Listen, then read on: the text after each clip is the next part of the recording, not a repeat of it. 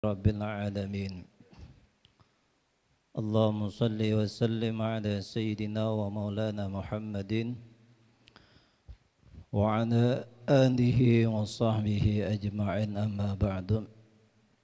Al-mukarramun wal muhtaramun, para habaib, para dzurriyyatin Nabi Muhammad sallallahu alaihi wasallam dimanapun berada, para guru-guru agama, seluruh jamaah pembacaan qasidah burdah yang dirahmati Allah Subhanahu wa taala.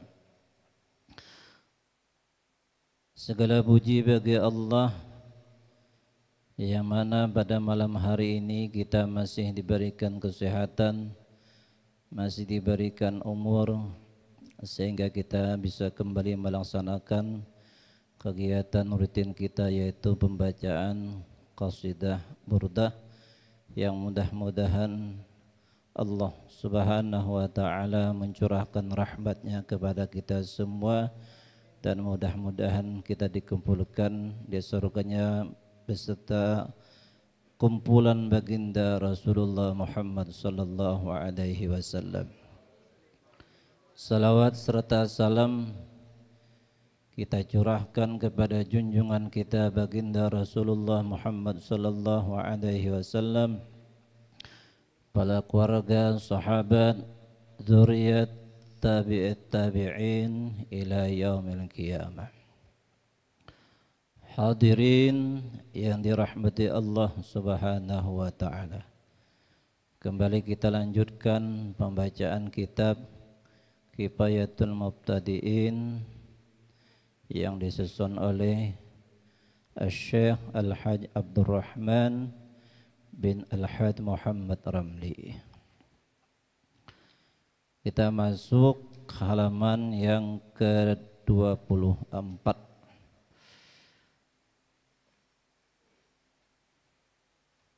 Bismillahirrahmanirrahim. Lahirnya dan wafatnya Nabi Muhammad sallallahu alaihi wasallam.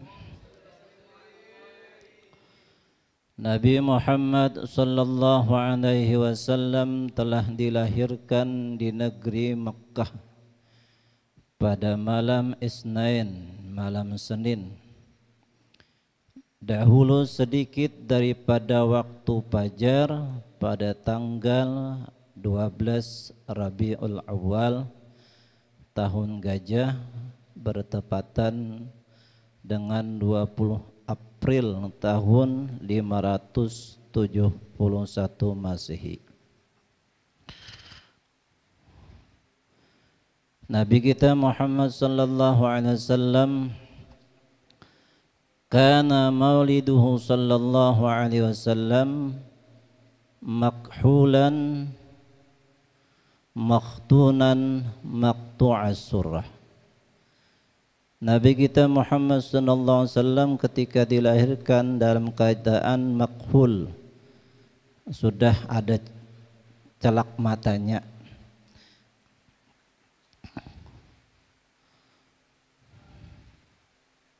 Makhtunan, dalam keadaan sudah berkhitan, bersunat.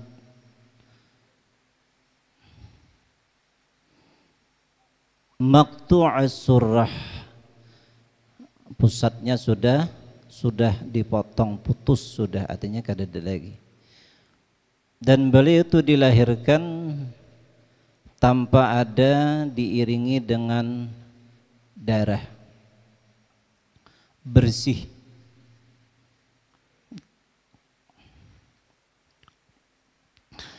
Karena Nabi kita Muhammad sallallahu alaihi wasallam itu dijadikan Allah Subhanahu wa taala min nurih, dari nur. Makanya ketika kelahiran Nabi kita Muhammad sallallahu alaihi wasallam, api sesembahan orang Majusi selama ribuan tahun padam. Kenapa? Karena cahaya Nabi kita Muhammad lebih besar, lebih kuat daripada api sesembahan orang Majusi tersebut tadi. Fa'ada'u lahu bainal masyriq wal maghrib. Cahaya Nabi kita Muhammad SAW memancar antara masyrik dan maghrib, timur dan barat. Nah, itu menunjukkan ketika kelahiran Nabi kita Muhammad SAW adalah peristiwa yang sangat besar daripada peristiwa-peristiwa yang lainnya. Malam Lailatul Qadar itu mulia, tapi malam kelahiran Nabi kita Muhammad, hari kelahiran Nabi kita Muhammad lebih mulia daripada malam Lailatul Qadar. Karena sebab kelahiran Nabi kita Muhammad, maka ada hari-hari besar yang mengikuti daripada keberkahan kelahiran Nabi kita Muhammad sallallahu alaihi wasallam. Makanya ketika kita memperingati Maulid Nabi, seharusnya lebih besar, lebih agung, lebih meriah daripada memperingati hari-hari lainnya. Kenapa? Karena hari-hari lain yang mulia itu disebabkan mulia karena kelahiran Nabi kita Muhammad sallallahu alaihi wasallam. Syahdan tatkala dibuntingkan Nabi, artinya Nabi kita ketika berada di dalam perut Sayyidah Aminah. Tatkala dibuntingkan Nabi kita Muhammad sallallahu alaihi wasallam 2 bulan, wafatlah bapak beliau yang bernama Abdullah bin Abdul Muttalib, yaitu sewaktu pergi musafir ke Madinah, artinya dalam perjalanan ke Madinah. Jadi umur 2 bulan ayah beliau yang bernama Abdullah itu sudah wafat. Jadi umur 2 bulan dalam kandungan Sayyidah Aminah itu sudah yatim Nabi kita Muhammad SAW. Sudah yatim.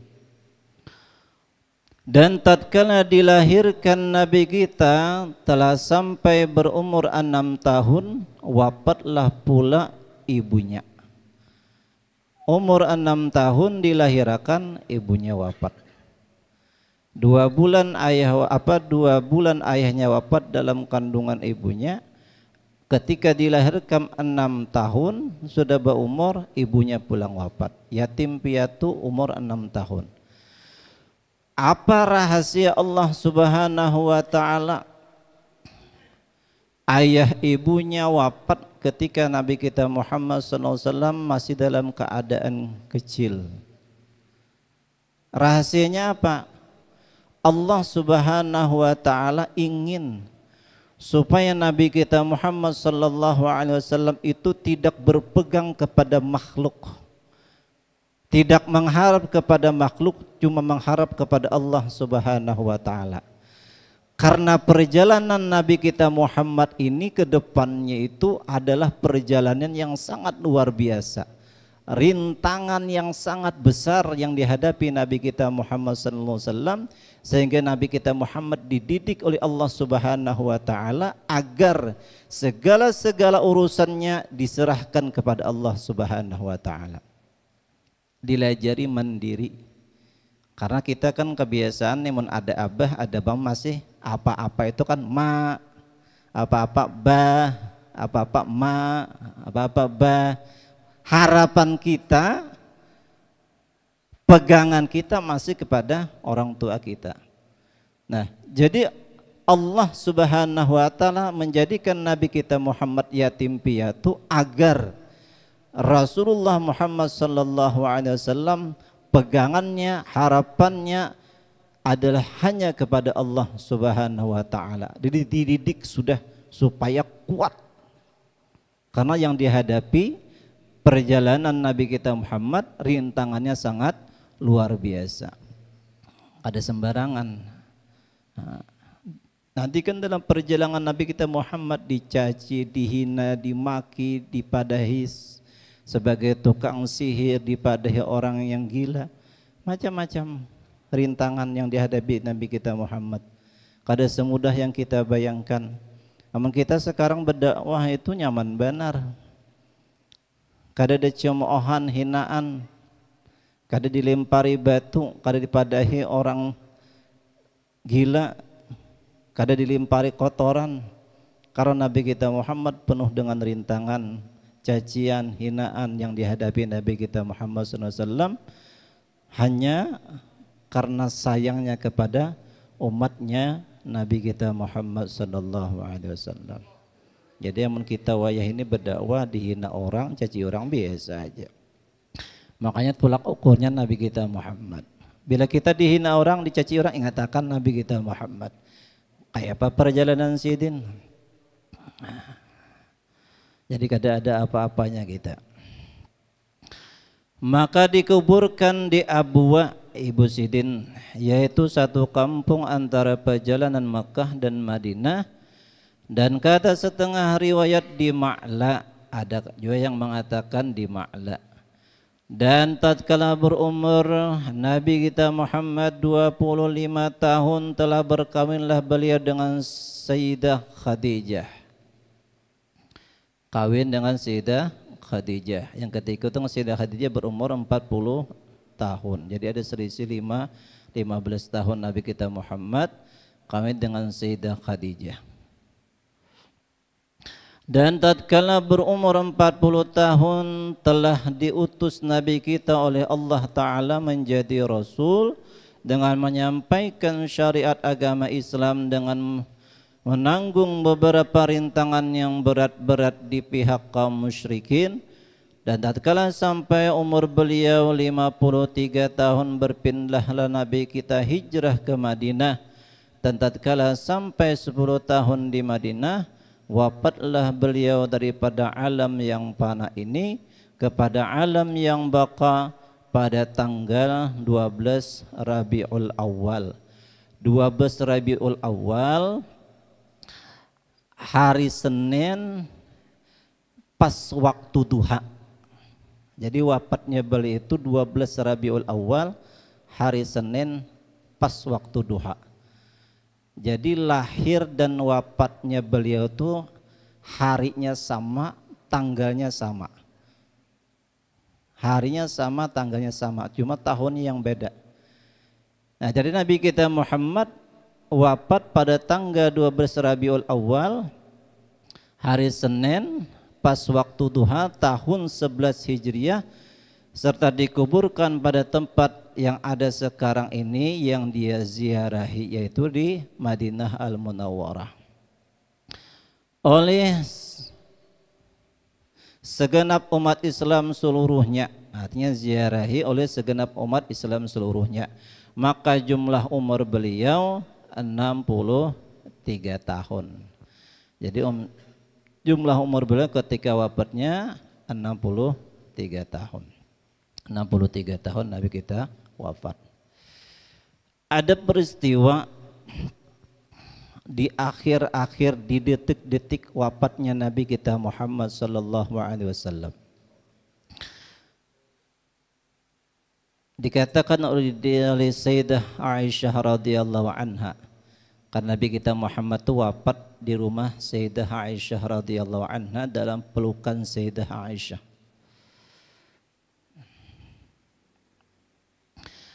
Ketika Nabi kita Muhammad berada di dalam pelukan Sayyidah Aisyah, detik-detik wafatnya Nabi kita Muhammad sallallahu alaihi wasallam, ketika itu datang Abdullah bin Abu Bakar. Datang Abdullah bin Abu Bakar. Ketika itu Abdullah bin Abu Bakar membawa siwak. Di tangan sini ada siwak. Nabi kita Muhammad SAW menoleh melihat kesiwak yang ada di Abdullah bin Abu Bakar tersebut tadi. Sayyidah Aisyah ketika itu paham. Lalu ditanya, wahai Rasulullah, pian hendakkah bersiwak itu? Lalu Nabi kita menganggukkan kepala, artinya iya, hendak bersiwak. Lalu dimintakan kepada Abdullah bin Abu Bakar tadi. siwak ini masih karas, artinya kada lembut nih. Nah, kada mungkin kan ini langsung diserahkan kepada Rasulullah. Lalu dikunyah diigut-igut dilembutkan oleh Sayyidah Aisyah sampai lembut. Lalu kasihkan kepada Nabi kita Muhammad, lalu disiwakkan Nabi kita Muhammad sallallahu alaihi wasallam. Ujar Sayyidah Aisyah, ketika itu terakhir Nabi kita bersiwak, itu paling sempurna bersiwaknya Nabi kita Muhammad sallallahu alaihi wasallam. Liurku dengan liur Nabi kita Muhammad sallallahu alaihi wasallam, kata Sayyidah Aisyah, menyatu. Ini satu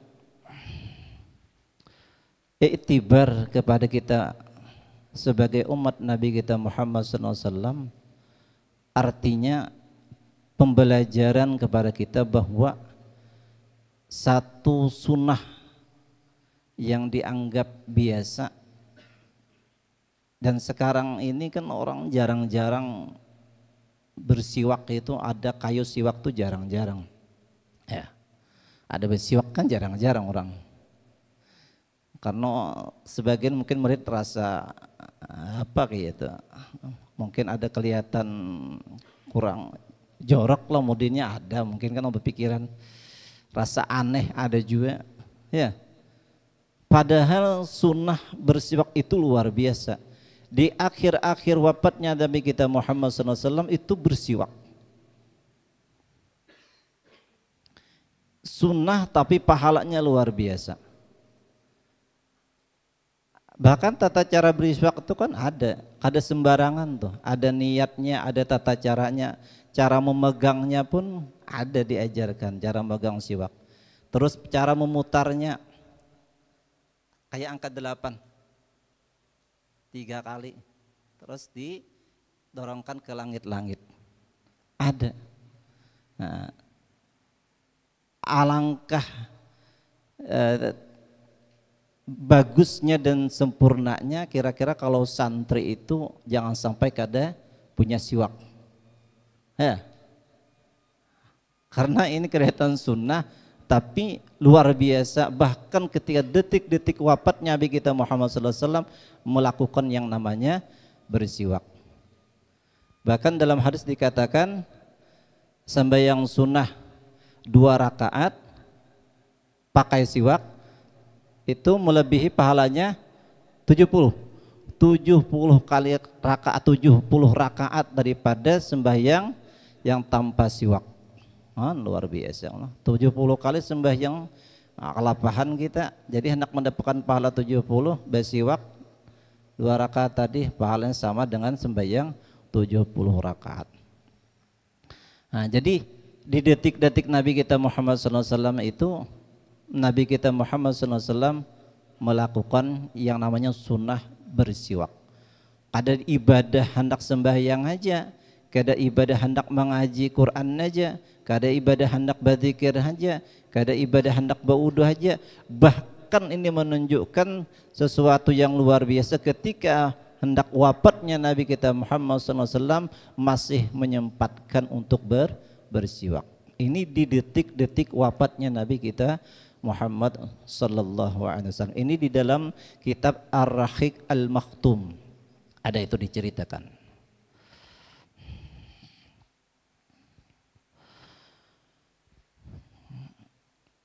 Ini kalau diceritakan tentang di penghujung wafatnya Nabi kita Muhammad SAW itu banyak kejadian. Di 5 hari sebelum wafatnya Nabi, di 4 hari sebelum wafatnya Nabi, di 3 hari sebelum wafatnya Nabi, di 2 hari, di sehari dan sebelum wafat Nabi, itu banyak kejadian-kejadian yang luar biasa. Itu lebih jelasnya bisa pian dibaca itu di kitab Ar-Rahiq Al-Maktum, Syekh Safiur Rahman itu. Warna kulit tubuh Nabi kita Muhammad sallallahu alaihi wasallam pada sewaktu di dalam dunia ini adalah putih bercampur merah, dan warnanya di dalam surga nanti adalah putih bercampur kuning.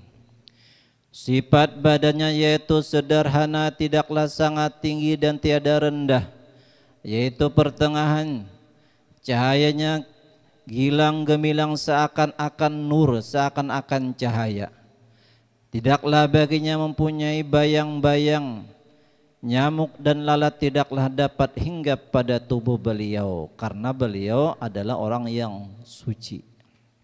Aman kita, lalat, nyamuk, macam-macam hinggapan lawan kita. Ya Allah.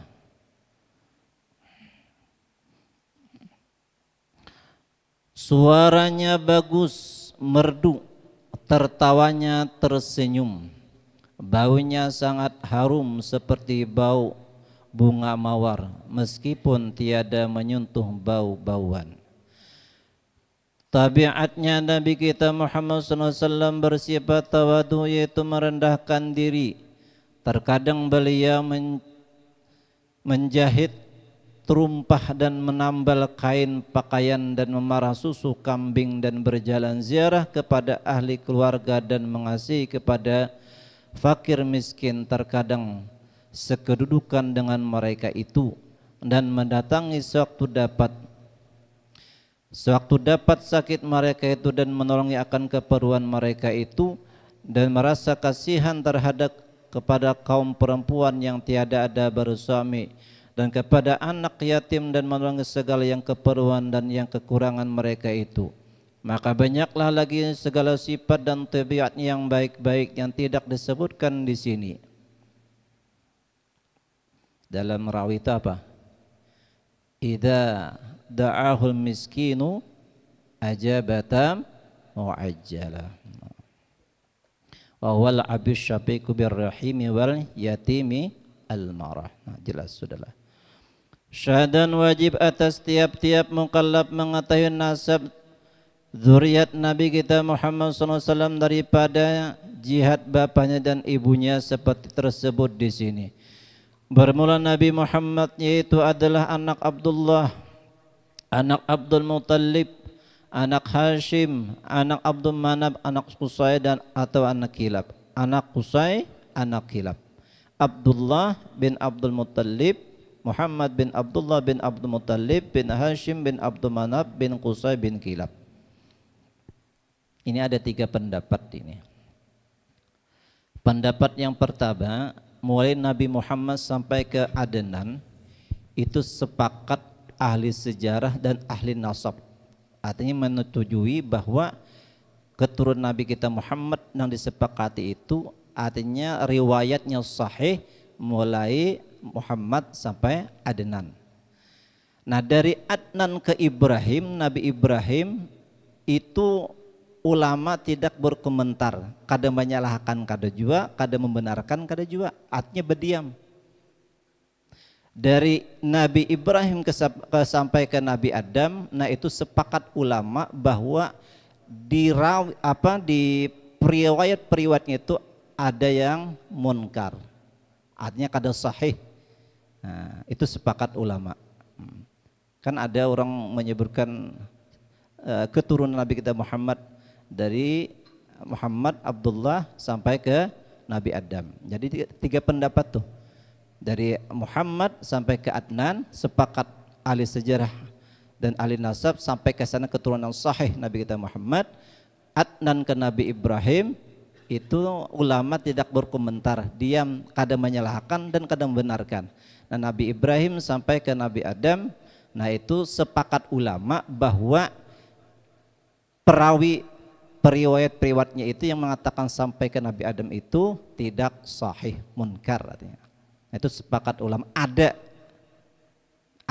perawinya.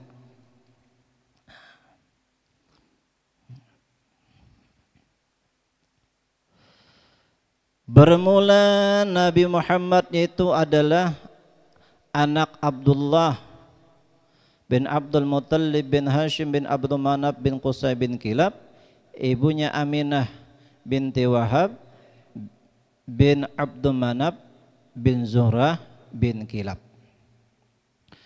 Mamarinaknya, mamirin paman acil lah di jihad bapak yang telah menjumpai semasa keislaman yaitu 5 orang. 4 orang laki-laki dan 1 orang perempuan. Yang laki-laki Hamzah, Abbas, Abu Talib, Abu Lahab dan Safiyah. Yang laki-lakinya 4 Hamzah, Abbas, Abu Talib, Abu Lahab, yang perempuan 1 Safiyah. Adapun Abu Talib itu ikhtilaf ulama pada berimannya. Setengah ulama mengatakan kafir dan setengah ulama mengatakan beriman pada batinnya, tidak pada zahirnya. Wallahu a'lam. Kita mengumpati bahwa keturunan Nabi kita Muhammad SAW sampai ke atas itu orang-orang yang beriman kepada Allah Subhanahu wa ta'ala. Kita mengumpati itu aja, kalau usah dipertanyakan lagi. Adapun Abu Lahab telah ittifaq ulama pada mengatakan kafirnya karena beralasan dengan sabitnya dalil Quran surah Al-Lahab kan.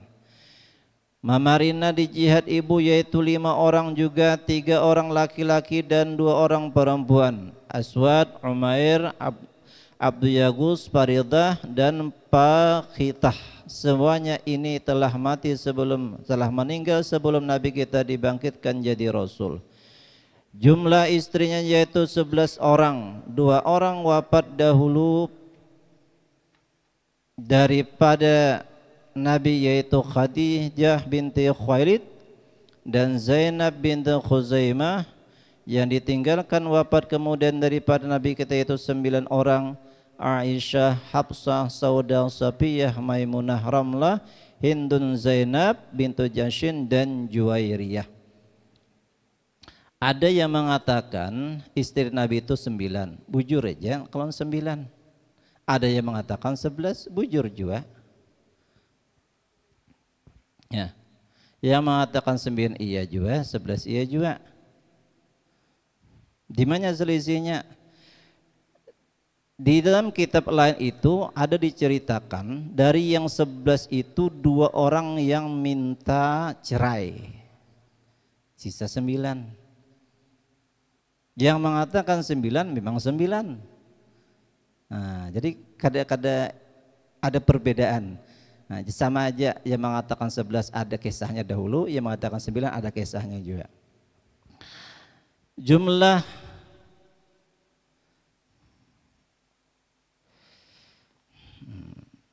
bahasa di sini apa? Gindik Nabi. Dalam kerajaan itu apa namanya? Sarir. Nah,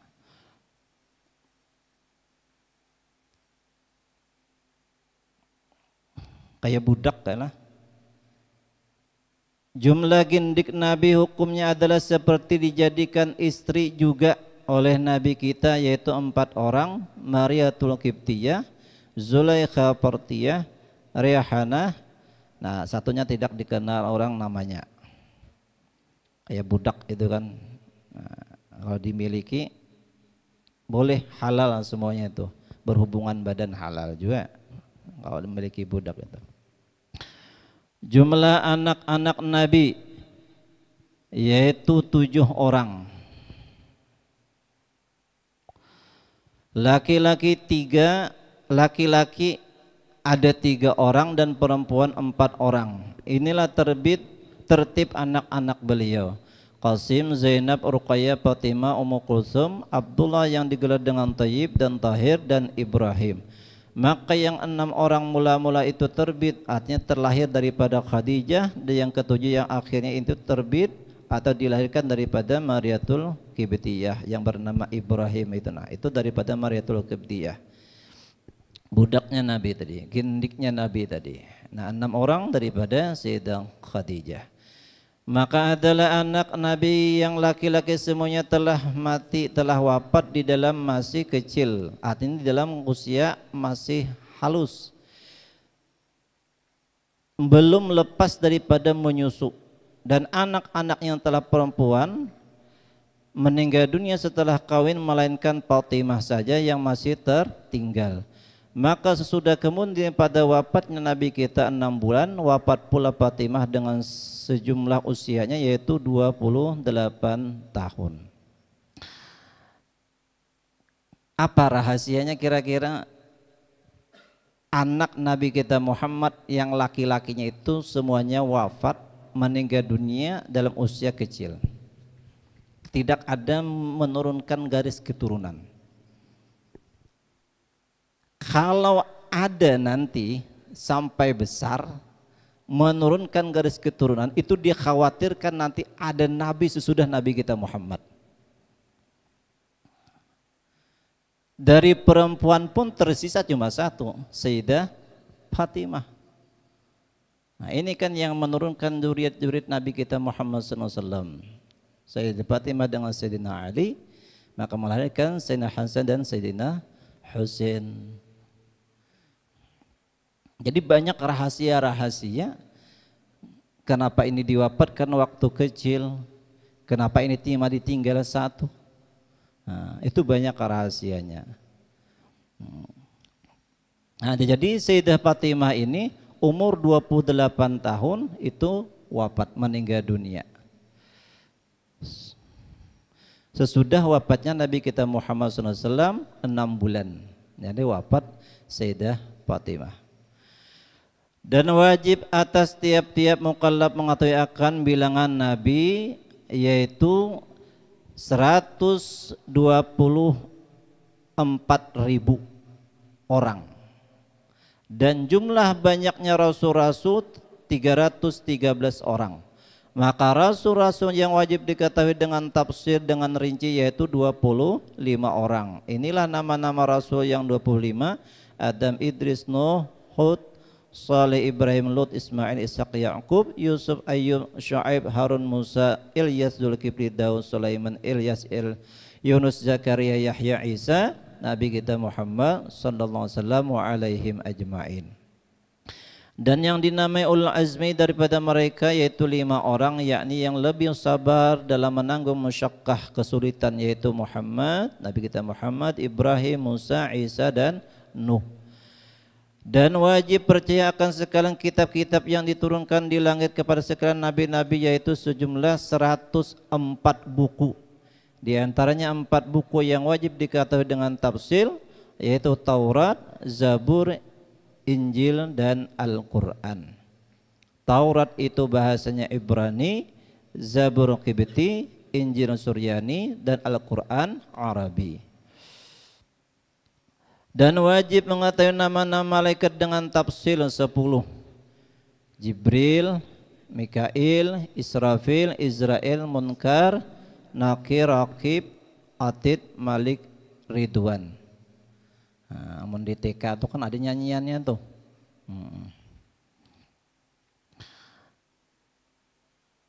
Jibril itu tugasnya membawa wahyu, Mikail membagikan rezeki dan menurunkan hujan, Israfil meniup sangkakala, Israel mencabut nyawa atau mencabut roh, Munkar, Nakir menanya di dalam kubur, Raqib, Atid menulis amal kebaikan, Atid menulis amal kejahatan, Malik penunggu neraka, dan Ridwan penunggu surga.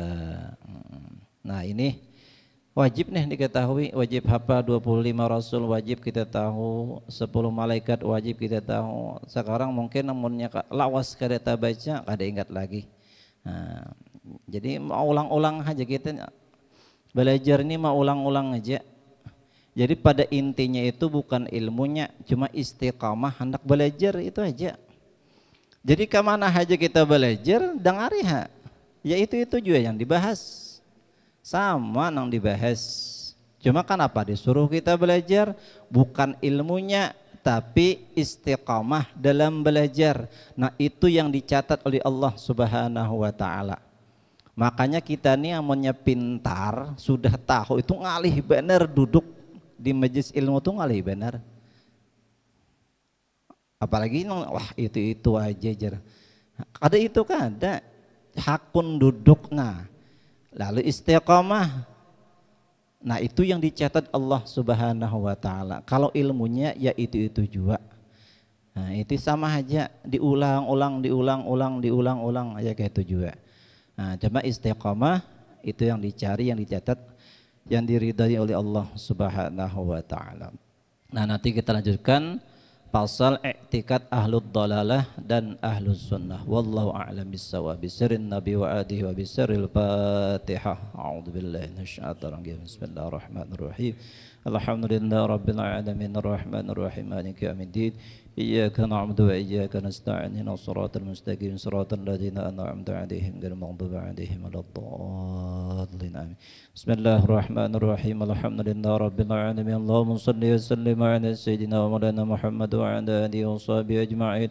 ربنا انفعنا بما علمتنا رب علمنا الذي ينفعنا رب فقهنا وفقه أهلنا وقرابات لنا في ديننا مع أهل القطر أنثى وذكر رب وفقنا وفقكم لما ترتضي قولا وفعلا كرما وارزقنا كل حلالا دائما وأخلا أتقيا علما نوصى بالخير ونقفى كل الشر ربنا أصلح لنا كل الشؤون وأقر بالرضا منك العيون واقض عنا ربنا كل الديون قبل أن تأتينا رسل المنون واغفر استر أنت من ستر وصلاة الله تغشى المصطفى من إلى الحق دعانا والوباء بكتاب في للناس الشفاء وعلى آل الكرام الشرباء وعلى الصحب مصابيه الغرار اللهم اهدنا بهداك واجعلنا ممن يسارع في رضاك ولا تولنا وليا سواك ولا تجعلنا ممن خالف أمرك وعصاك وحسبنا الله ونعم الوكيل ولا حول ولا قوة إلا بالله العلي العظيم وصلى الله على سيدنا محمد وعلى آله وصحبه وسلم والحمد لله رب العالمين فيا أيها الراجون منه شفاعة صلوا عليه وسلموا تسليما اللهم صل وسلم وبارك عليه وعلى آله تقبل الله منكم.